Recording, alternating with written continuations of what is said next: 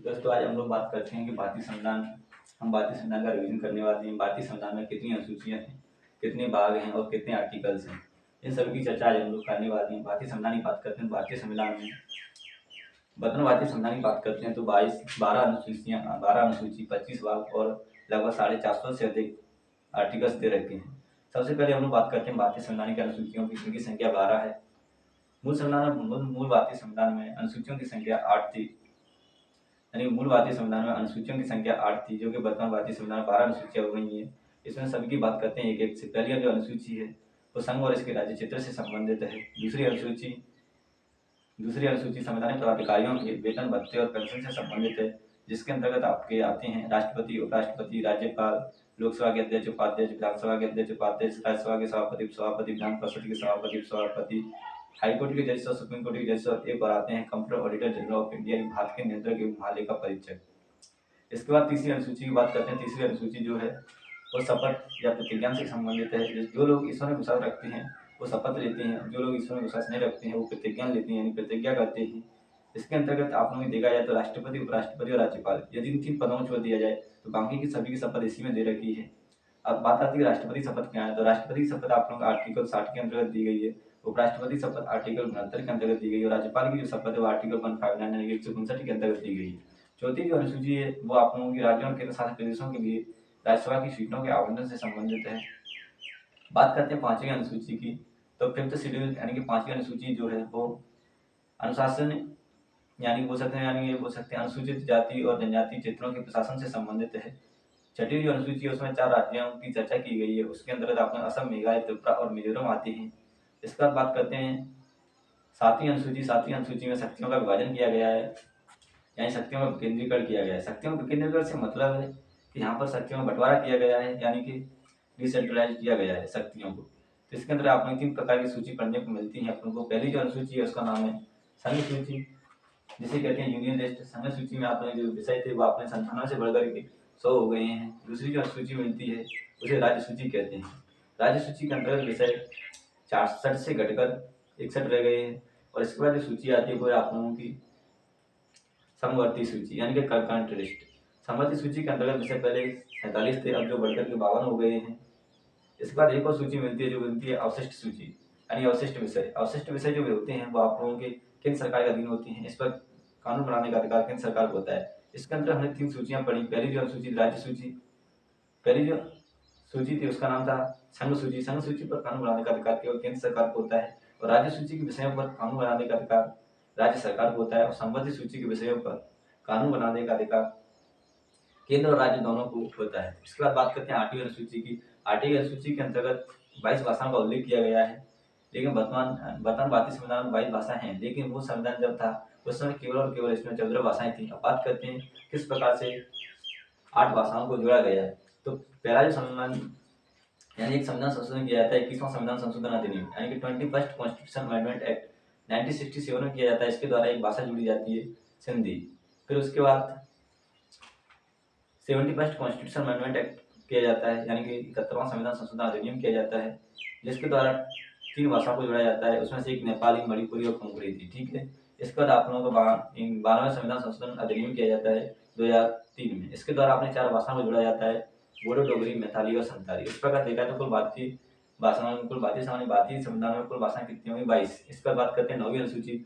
9वीं जो अनुसूची थी वो अपने फर्स्ट कॉन्स्टिट्यूशन अमेंडमेंट एक्ट के द्वारा 1951 में जुड़ी गई थी, जो कि भूमि सुधार से संबंधित है। 10वीं जो अनुसूची थी वो आप लोगों की 52वां संविधान संशोधन अधिनियम 1985 के द्वारा जुड़ी गई थी। इसके अंतर्गत आपके दल बदल कानून को रखा गया है। बात करते हैं 11वीं अनुसूची की। तो 11वीं जो अनुसूची थी वो अपने 73वां संविधान संशोधन अधिनियम 1992 के द्वारा जुड़ी गई थी। इसके अंतर्गत आपको पंचायती राज को रखा गया था और पंचायती राज के अंतर्गत 29 विषयों को रखा गया है। इसके बाद बात करते हैं 12वीं अनुसूची की। तो 12वीं जो अनुसूची थी वो भी 74वें संविधान संशोधन अधिनियम के द्वारा 1992 ही जोड़ी गई थी। 1992 में ही जोड़ी गई थी। जब 1992 में जुड़ी गई थी इसके अंतर्गत आप लोगों का नगर पंचायत को रखा गया था। नगर पंचायत में 18 विषयों को रखा गया था। इस प्रकार भारतीय संविधान की कुल 12 अनुसूचियां कंप्लीट होती हैं। उसके बाद बात करते हैं भारतीय संविधान में कितने भाग हैं। तो भारतीय संविधान में यदि मूल संविधान में देखा जाए तो आप लोग केवल और केवल 22 भाग थे, लेकिन वर्तमान भारतीय संविधान में देखा जाए तो लगभग 25 भाग हैं। अब इसमें से हम सभी भागों की चर्चा करते हैं। पहला जो भाग है यानी भाग 1 जो है वो आपका आर्टिकल 1 से लेकर के 4 तक जाता है। इसके अंतर्गत संघ और इसके राज्य क्षेत्र की चर्चा की गई है। और भाग 2 की बात करते हैं तो भाग 2 जो है वो आर्टिकल 5 से लेकर के 11 तक जाता है। इसके अंतर्गत आपको नागरिकता से संबंधित प्रावधान किए गए हैं। भाग 3 जो है जिसे मैग्ना कार्टा भी कहते हैं वो आर्टिकल 12 से लेकर के 35 तक जाता है। इसके अंतर्गत फंडामेंटल राइट्स यानी कि मौलिक अधिकारों को रखा गया है जो अमेरिका के संविधान से लेकर के आए थे। भाग 4 आर्टिकल 36 से लेकर 51 तक जाता है। इसके अंतर्गत आपको डीपीएसपी यानी कि directive principle of state policy या राज्य की नीति के निर्देश तत्व रखे गए हैं जिन्हें हम आयरलैंड के संविधान से लेकर के आए थे। उसके बाद बात करते हैं आप लोगों का भाग 4 ए के अंतर्गत आप लोगों का भाग 4 ए जो है वो 42nd कॉन्स्टिट्यूशन अमेंडमेंट एक्ट 1976 के द्वारा जोड़ा गया था, यानी कि 42 संविधान संशोधन अधिनियम के द्वारा जोड़ा गया था। इसके अंतर्गत फंडामेंटल ड्यूटीज यानी कि मौलिक कर्तव्यों को रखा गया है। तो आपको पता ही होगा इसके अंतर्गत आपने मौलिक कर्तव्यों को रखा गया है, मौलिक कर्तव्य यानी फंडामेंटल ड्यूटीज को रखा गया है। ठीक है, इसके बाद जो आता है भाग 5 जो है आपका आर्टिकल 52 से लेकर के आर्टिकल 1 से 51 तक जाता है। इसके अंतर्गत आप यानी कि संघ सरकार को रखा गया है। इसके अंदर 5 अध्याय हैं। पहला जो अध्याय है वो कार्यपालिका से संबंधित है, आर्टिकल 52 से लेकर 78 तक जाता है। दूसरा जो अध्याय है आर्टिकल 79 से लेकर के आर्टिकल 122 तक जाता है। इसके अंतर्गत संसद का उल्लेख किया गया है। अध्याय जो 3 है वो राष्ट्रपति की विधायी शक्ति यानी कि अध्यादेश के बारे में बताता है, आर्टिकल 123 है। आर्टिकल 124 से लेकर के आर्टिकल 147 तक अध्याय 4 के भाग हैं। अध्याय 4 के अंतर्गत आते हैं। इसके अंतर्गत सुप्रीम कोर्ट का उल्लेख किया गया है। आर्टिकल 148 से 151 तक जो जाता है वो अध्याय 5 के अंतर्गत आता है। इसके अंदर आप लोग computer auditor general of India यानी भारत के नियंत्रक महालेखा परीक्षक की चर्चा की गई है। इसके बाद बात करते हैं भाग 6 जो है वो आर्टिकल 152 से लेकर के 237 तक जाता है। इसके अंतर्गत आप लोगों का 6 अध्याय है। एक जो अध्याय पहला ही अध्याय है वो आप लोग कुछ नहीं बताता है, केवल नॉर्मली है, यानी कि इसमें भी आर्टिकल 152 से लेकर 237 तक चर्चा की गई है। अध्याय 2 जो है वो कार्यपालिका के बारे में चर्चा करता है। अध्याय 3 राज्य सरकार के बारे में चर्चा करता है। अध्याय 4 राज्यपाल के अध्यादेश की चर्चा करता है। अध्याय 5 हाईकोर्ट की चर्चा करता है। अध्याय 6 जो है वो अधीनस्थ न्यायालयों की चर्चा करता है। ठीक है, नेक्स्ट आगे बढ़ते हैं भाग 7 जो आर्टिकल 238 के अंतर्गत दिया गया 238 के अंतर्गत दिया गया है। इसके अंतर्गत क्या था, पहली अनुसूची के खंड ख के राज्यों को रखा गया था, लेकिन अब इसे समाप्त कर दिया गया है। बात करते हैं भाग 8 की बात करते हैं। भाग 8 जो है आर्टिकल 239 से लेकर 242 तक जाता है। इसके अंतर्गत आप लोगों के शासित प्रदेशों की चर्चा की गई है। फिर बात करते हैं आर्टिकल भाग 9। हम बात करते हैं किसकी, भाग 9 की। इसके अंतर्गत भाग 9 की बात करते हैं, यानी हम लोग बात करते हैं भाग 9 जो है भाग 9 की चर्चा करते हैं। तो भाग 9 के अंतर्गत आप लोगों का पंचायती राज को रखा गया है, यानी कि भाग 9 के अंतर्गत पंचायती राज को रखा गया है, जिसे अपन अभी भी पढ़ा था 73rd कॉन्स्टिट्यूशन अमेंडमेंट एक्ट 1992 के द्वारा जोड़ा गया था। भाग 9 ए के अंतर्गत यानी भाग 9 ए के अंतर्गत नगर पंचायत को रखा गया है, जिसे 74th कॉन्स्टिट्यूशन अमेंडमेंट एक्ट 1992 के द्वारा जोड़ा गया था। फिर आता है भाग 9 बी के अंतर्गत आपका कोऑपरेटिव सोसाइटी यानी कि सहकारी समितियों को रखा गया है। इसे 97th कॉन्स्टिट्यूशन अमेंडमेंट एक्ट 2011 में इसे जोड़ा गया था, यानी 2011 में इसको जोड़ा गया था। इसके बाद बात करते हैं भाग 10 जो है भाग 10 को जानने से पहले एक और बात बता देता हूँ। अपना जो भाग 9 है वो आप लोगों का आर्टिकल 243 से लेकर के आर्टिकल 243 तक जाता है। इसके अंतर्गत आप लोग 16 विषय रखे गए हैं और इसे हमने क्या पढ़ा था, पंचायती राज। इसके अंतर्गत हमने पंचायती राज को पढ़ा था। हमने देखा था भाग 9 ए जो है वो नगर पालिका से संबंधित है, नगर पंचायतों से संबंधित है। इसके जो आर्टिकल्स हैं आप लोगों के आर्टिकल 243 ई से लेकर के जेड जी तक जाते हैं। तो हमने देखा था भाग 9 बी। इसके अंतर्गत आप लोगों सहकारी समितियों का उल्लेख किया गया है, यानी सहकारी समितियों का उल्लेख किया गया है। इसके जो आर्टिकल्स हैं वो आप लोगों आर्टिकल 243 एच से लेकर के जेड टी तक जाते हैं, यानी जेड एच से लेकर के जेड सी तक जाते हैं। तो भाग 9 कंप्लीट हो चुका है। अब बात करते हैं भाग 10 की।